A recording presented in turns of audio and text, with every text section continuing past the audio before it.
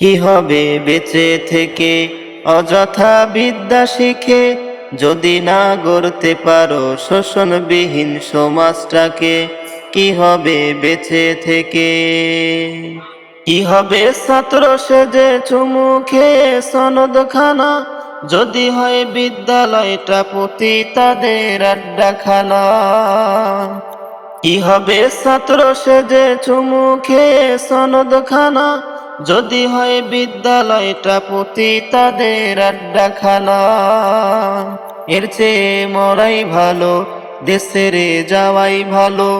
এর চেয়ে মরাই ভালো, দেশের যাওয়াই ভালো। কি হবে ধোঁকা দিয়ে বিবেকটাকে? কি হবে ধোঁকা দিয়ে বিবেকটাকে?